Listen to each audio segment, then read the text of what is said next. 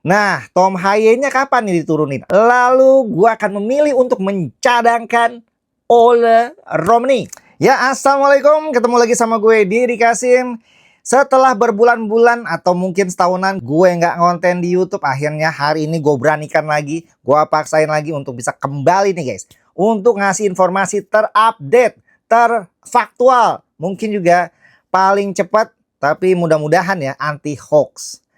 Nah, besok ini adalah tanggal 8 karena gue tag tanggal 7 adalah Timnas Day. Salah satu pertandingan terbesar terpenting sepanjang sejarah Indonesia, yaitu Indonesia akan menghadapi Arab Saudi dalam lanjutan kualifikasi ronde keempat Piala Dunia. Bukan AFF, bukan SEA Games, bukan Piala Asia, tapi Piala Dunia. Nah, video kali ini gue pengen bikin prediksi, formasi, dan starting line up Timnas Indonesia untuk menghadapi Arab Saudi tersebut, guys. Kita langsung aja, nggak usah banyak bacot. Buat yang belum subscribe, tolong di-subscribe dulu, terus dinyalain loncengnya. Buat yang belum follow TikTok gue, bisa langsung aja ke TikTok gue ya. Didi.Kasim. Kita mulai. Sikat. Oke, formasinya sepertinya akan sama seperti FIFA Matchday kemarin, yaitu 4-3-3.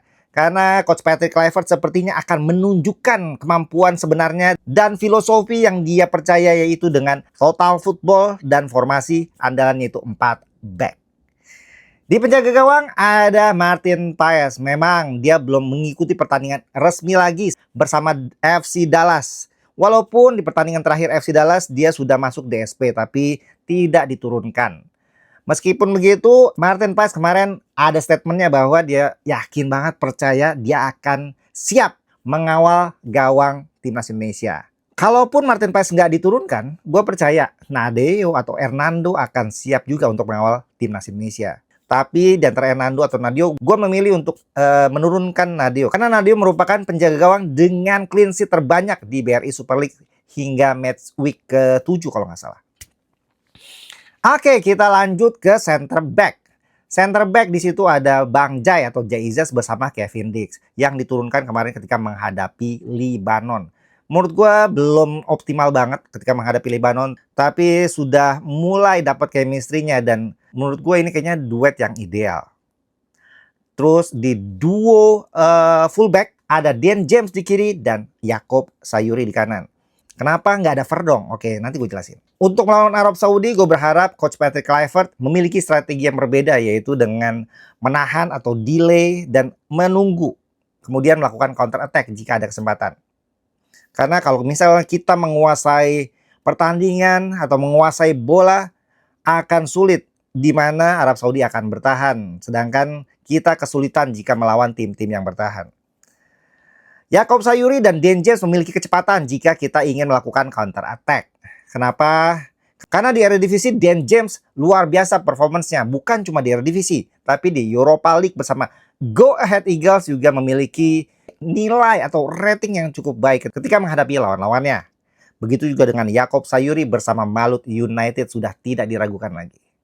Lalu kita beralih nih ya ke lini tengah dengan double pivot atau gelandang bertahan.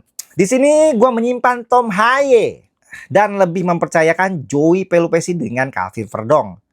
Karena Calvin Verdong cukup bermain baik ketika FIFA Matchday kemarin.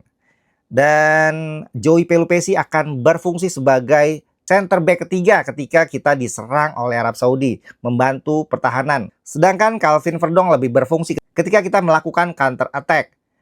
Karena Calvin Verdong memiliki kecepatan. Ingat, gol Marcelino ke gawang Arab Saudi merupakan counter attack dan hasil kerja keras dari Calvin Verdong. Lalu IMF atau gelandang serang tidak ada Marcelino, kemungkinan Eliano Renders yang gue percaya akan taruh di situ. Karena Eliano lagi-lagi memiliki kecepatan dan kecerdasan serta visi yang baik dalam menyerang. Nah, Tom Haye-nya kapan nih diturunin? Dan juga kakak Ricky Kambuayanya. Mereka akan diturunkan prediksi gue menit 60 atau 70 ketika kita menghadapi deadlock. Nah, Tom Haye bisa melakukan free kick atau corner kick dengan kemampuan akurasi passing yang luar biasa dan shoot yang cukup baik. Dan juga passing-passing ke winger kita atau langsung ke striker kita. Sedangkan Ricky Kambuaya memiliki aksi individu yang sangat baik. Dia bisa melakukan penetrasi ke kotak penalti lawan dengan kemampuannya. Dan satu hal lagi, Arab Saudi atau tim-tim Arab terkenal dengan bermain keras. Dan bukannya nggak mungkin akan memancing emosi-emosi pemain kita. Kita tahu bahwa Kakak Ricky Kambuaya, Tom Haye, di pertandingan-pertandingan sebelumnya beberapa kali mudah terpancing emosinya. Dan kita nggak mau kehilangan pemain terbaik kita mereka berdua. Jadi sangat arif dan bijaksana kalau misalnya Coach Patrick Kluivert memainkan mereka di babak kedua. Bukan mereka nggak jago, tapi ini adalah kebutuhan strategi saja. Lalu winger kiri dan kanan. Winger kanan sepertinya sudah milih Emiliano Jonathan. Walaupun di situ juga ada Egy Maulana Fikri yang memiliki kemampuan individu cukup baik, atau mungkin juga Yakob Sayuri taruh depan, ya. Kita nggak tahu. Tapi gue percaya Emiliano Jonathan akan jadi starter. Oh iya, Sandy Walsh. Kenapa gue nggak pakai Yakob Sayuri tadi, tapi lebih memilih kenapa nggak pakai Sandy Walsh tapi memilih Yakob Sayuri? Karena Sandy Walsh juga akan sangat berguna di menit-menit krusial karena pergerakan tanpa bolanya luar biasa. Dia bisa ada tiba-tiba di depan kotak penalti dan kemarin juga mencetak gol ketika menghadapi China Taipei. Oke.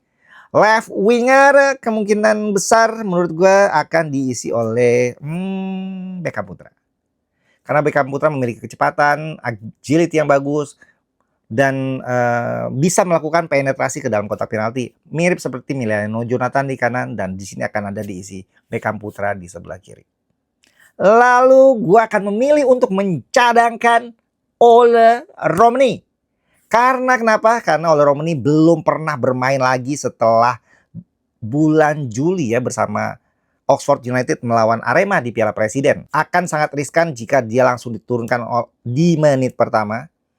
Tapi bukan nggak mungkin juga sih. Tapi ya alangkah baiknya jika dia disimpan atau menjadi kartu as atau kartu truf kita di babak kedua. Dengan memainkan Ragnar Oratmangun dari awal atau dari menit pertama. Bukan hal yang baru untuk Ragnar Oratmangun bisa dipasang dari menit pertama karena ketika zamannya Coach Sintayong juga Ragnar lebih sering mengisi posisi tersebut. Dan posisi sebelah kiri diisi oleh Rafael Struijk. Jadi overall prediksi gue ya ini seperti ini 4-3-3 dan lebih baik memiliki strategi menunggu di belakang dan melakukan counter attack dibandingkan melakukan inisiatif serangan dan penguasaan bola yang dominan, tapi ujung-ujungnya nggak ada on target juga, ya. Lebih sabar aja dan lebih bijaksana menunggu atau ya bertahan lah intinya. Nggak parkir bus, tapi ya lebih bijaksana aja melakukan counter attack. Menurut kalian gimana guys? Pendapat kalian gimana tentang prediksi dan formasi dari gua kali ini? Ada yang setuju? Boleh, yang nggak setuju juga pasti banyak. Kalian tinggalkan di kolom komentar dan doain gue ya supaya gue bisa konsisten bikin video di YouTube ini. Gimana guys? Jangan lupa di subscribe ya. Oke. Komentarnya sikat.